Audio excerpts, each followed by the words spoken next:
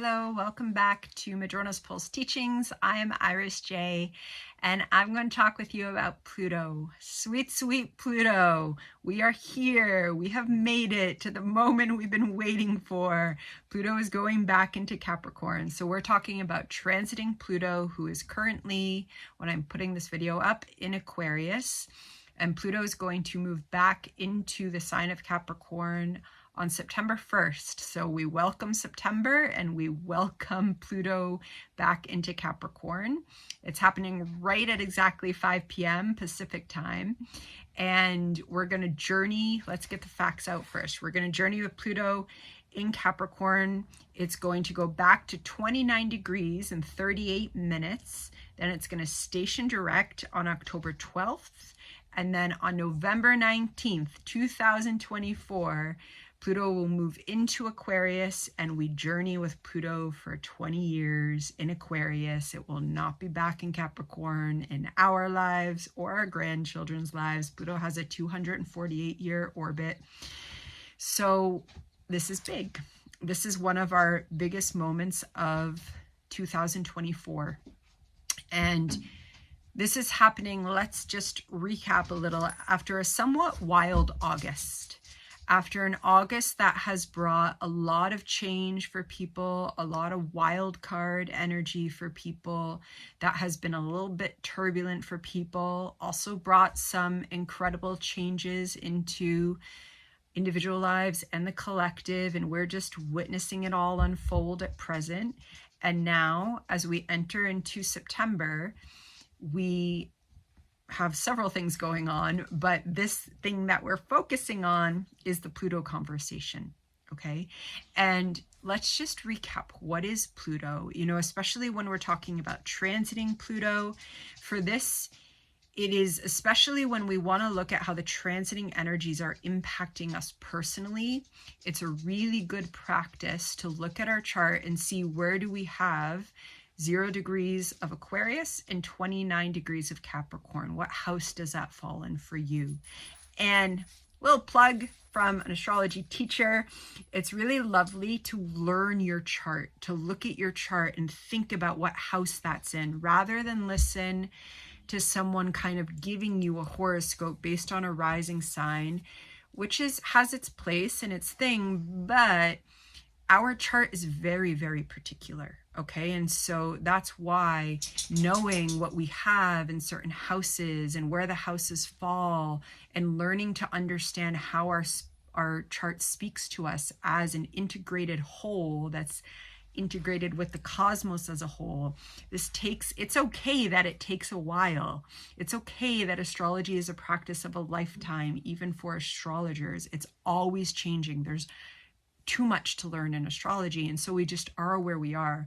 But really spending time with our chart and just looking at it, getting to know the houses, is really wonderful for learning astrology, and even more wonderful as a tool for self-inquiry and as a tool for healing. And so where do you have 29 degrees of Capricorn in your chart?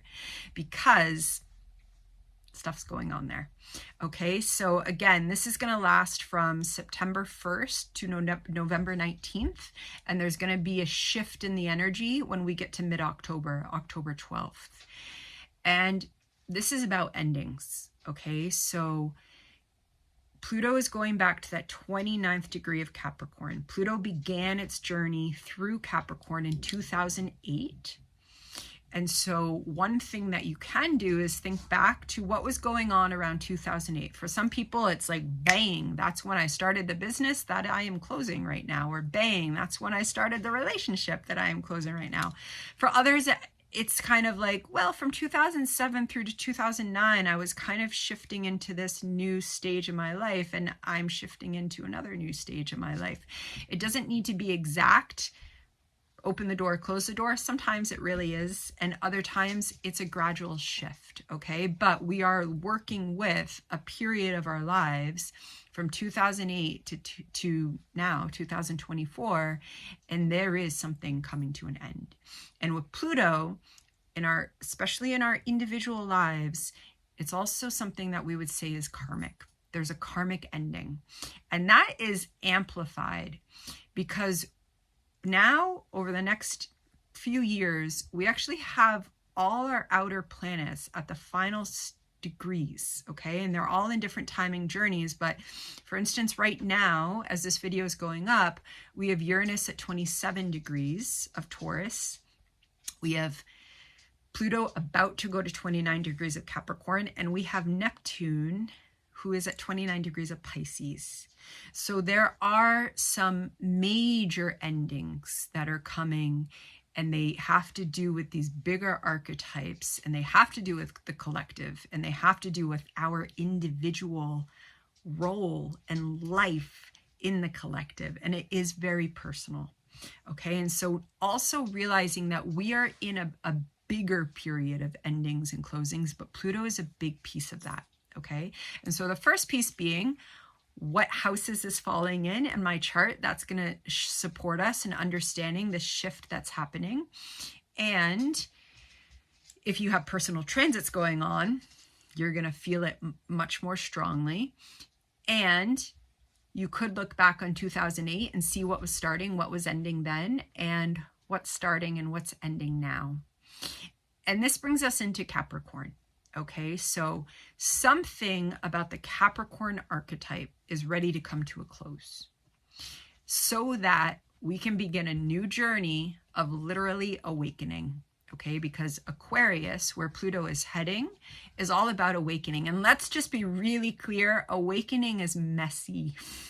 Awakening pulls up resistance. Awakening pulls up amazing, beautiful communities and individuals coming forth. It also pulls up mess, and it pulls up false prophets, and it pulls up a lot. And so next 20 years, going to be messy. They're also going to be new paradigms. Okay. And that comes from what Pluto has been breaking down in Capricorn, because Capricorn has a lot of different layers of meaning. And one of its layers of meaning is very much the social paradigms that we've constructed society around. Where we live, where we've grown up, what cultures we come from, what cultures we have in our background are going to speak to our personal kind of intersections of societal realities. And then we see kind of collective, at this point, global social realities, such as things like patriarchy and colonization, globalization, that intersects those. The list goes on. And Pluto in Capricorn has been breaking that up, has been really wanting to expose what is outdated in the Capricorn realms of our own lives and how we've constructed society. And this is the thing about Capricorn. While Capricorn gets talked about in terms of those social realities, and it does include that, Capricorn's archetype is not talking to us about climbing the social ladder and gaining as much power as we can so that we can have power over others and we can validate ourselves on an outdated system that really only was working to the benefit of a few and still is only working to the benefit of a few and puts a few people up on pedestals so that we just kind of look at them and direct our gaze out there and don't direct our gaze inward. All of that outdated. Pluto revealing why that really doesn't work, why that is not about what Capricorn ultimately wants, which is to bring us back into touch, embodied touch, because it's Earth sign, of natural cycles, of cycles in which we hear nature, in which we live in tune with nature, in which we are simply aware of the healing properties that nature is offering through things like herbalism, through so many different ways of being in relationship with our ecosystems that we are a part of, and the way that our sense of structure can come from our relationship with those natural cycles, can come from a relationship that does not seek to exploit the earth and its abundance, but seeks to live with it and create something new. And that new that wants to be created, that's Aquarius. That new that wants to be innovative, that wants to take us into new places for the evolution and hopefully justice, that's all Aquarius. So right now we're entering it's the death stage. You know, Pluto coming into this, it's the death stage of those outdated Capricorn systems that don't serve.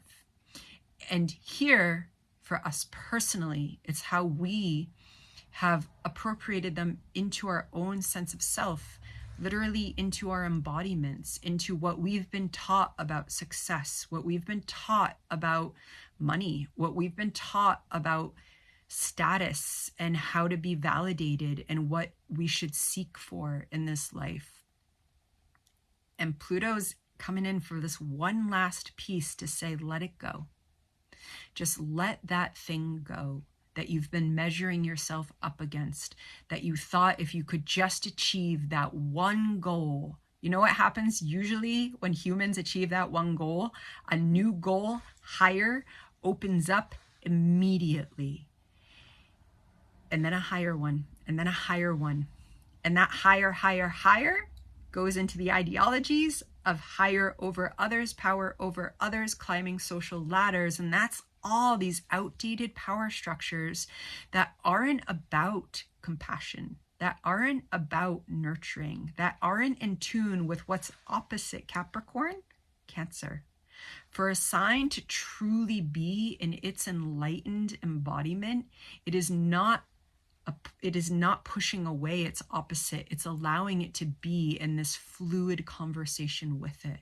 And that's why when Capricorn is working with an archetype that's able to be aligned with those more kind of nature sourced systems of order and understanding, it's allowing for nurture. It's allowing for regeneration. It's allowing for love and compassion. And it's allowing that to come into the body. And Capricorn is the body because it's an earth sign.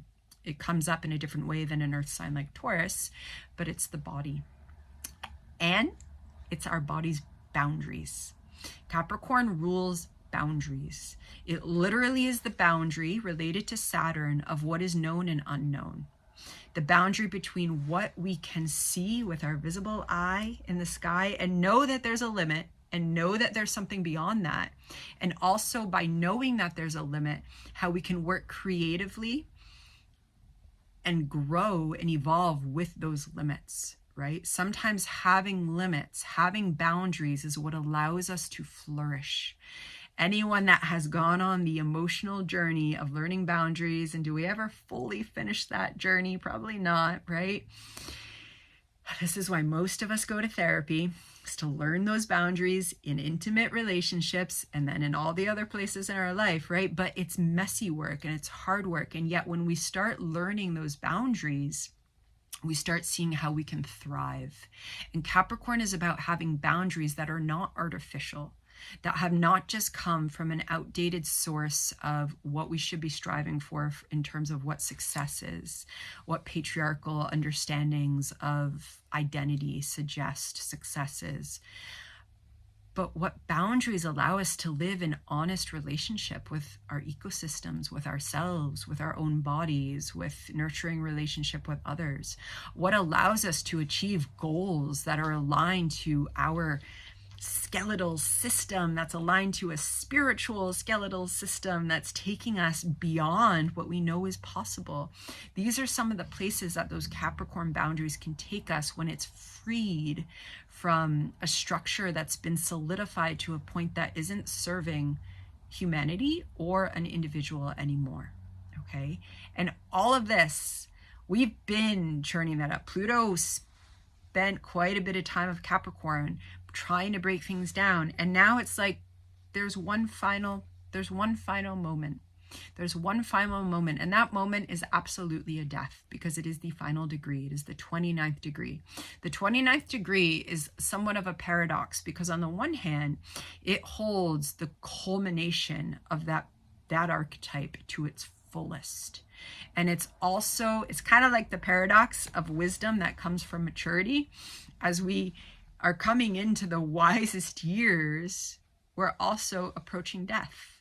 And the 29th degree is approaching the death of that sign. It's that final exhale. The next inhale is Aquarius. is air energy, is higher mind energy, is an evolution of the individual spirit so that it can be part of a collective whole that's an evolution of that collective and keeps evolving. And so that's the, you know, the next inhale after the 29th degree.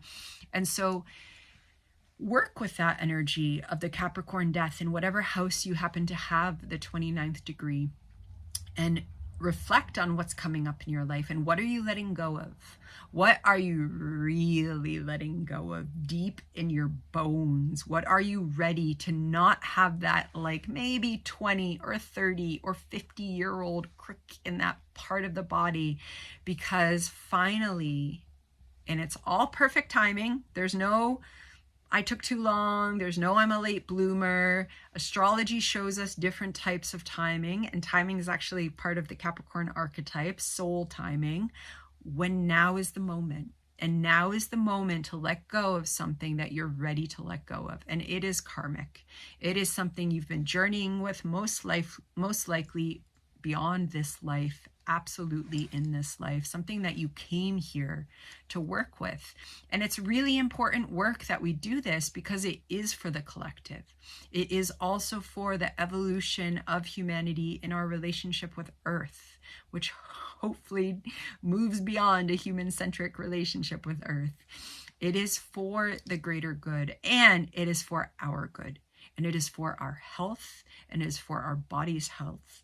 And so there's this final phase we're entering. And it's really lovely as we come into September, as we move from Aquarius into Capricorn with Pluto, to do a little ritual work around it. I'll put some stuff up on Patreon for folks that work with me there, because bringing intentional ritual it's how we kind of bring this co-creative spirit and manifest in this co-creative way with all that is. And there's a lot, okay? And the last thing that I want to mention is just some of the specifics, because I think it is important to look at the moment that, and I'll talk about this more as we get closer, but as Pluto moves into Capricorn, it's going to come into an exact sextile with Pallas Athena, who is at 29 degrees of Scorpio. I love this because Pallas Athena, you know, she's the master strategist. She's the goddess of war that never has to pick up a weapon because she just moves the chess pieces. And when she's in Scorpio, she's accessing a different part of herself. When she's in Scorpio, she's firstly going into depths that Pallas Athena has to learn about. She had to journey through Scorpio. She had to get to the 29th degree of Scorpio, and she had to learn to reclaim her witchiness. And when Pallas does that, oh my gosh, there is no stopping her. She had to remember about her ability to co-create in an alchemizing way with what she's able to merge with, and that takes her strategy and her game and her power to another level. And she's sextiling Pluto, you know, and she's in Scorpio, which is aligned with Pluto, as Pluto comes into that Capricorn. So there's divine feminine energy kind of marking the threshold about reclaim your alchemizing witchness. Reclaim that energy that will go into the depths, that is not afraid of the depths, because most of us have been taught to be afraid of the depths. That happens through media, it happens through socialization, it happens through socialization in family, it happens through having childhood trauma and people telling us not to talk about it. And then we learn to fear our depths. And part of the Pluto journey is to not fear those depths, is to go in and see that becomes the route to the most beautiful empowerment that we can experience as humans, is when we go through that journey of alchemizing. And we've got Pallas Athena showing that there's some really strong empowerment that comes when we're willing to do this, and we're willing to go in and let go, and also let what needs to die, die. Okay, that's also part of the Scorpio wisdom, and it's part of the 29th degree wisdom. And it is Pluto in itself, because through that death process, something else is going to be birthed, but it cannot be birthed unless that which needs to die dies. And also, as Pluto comes into that 29th degree, it's going to be in a trine with Uranus, who's going to be at 27 degrees. Uranus is retrograde at this point, so it's going to be moving backwards, or it's going retrograde, depending upon when you're watching this video. But it's going to be moving back through Taurus, so that's not going to stay for that long, but it is still a close trine. And so there is this relationship between Uranus, who's in Taurus, earth energy, radical change, awakening, as Pluto comes for this last moment in Capricorn, this kind of death. And so this earth energy is strong, that there's something dying and there's something awakening. And we have, Uranus has us on a journey of re-understanding what embodiment even means, what relationship with the earth even means. And then Capricorn shows us how we can use that relationship and create thriving lives and potentially thriving social orders with that reclaimed embodied relationship. And let's remember, as I began starting to talk, Neptune's at the final degree of Pisces. So we have all of this kind of, it's big energy, and it's also a lot of release. Okay. And on that note, as Pluto moves into Capricorn, its ruler, Saturn, is going to be retrograde at 16 degrees of Pisces, and it's going to be in an opposition with the sun.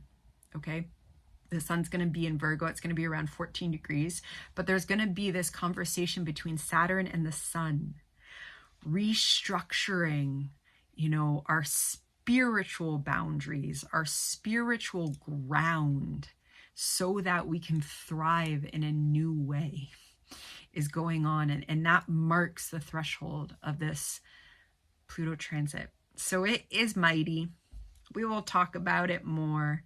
It's also going to overlap with eclipse season. There is just so much going on in 2024, and it is something to be excited about. Okay, so even though Pluto is deep energy, Pluto can be heavy.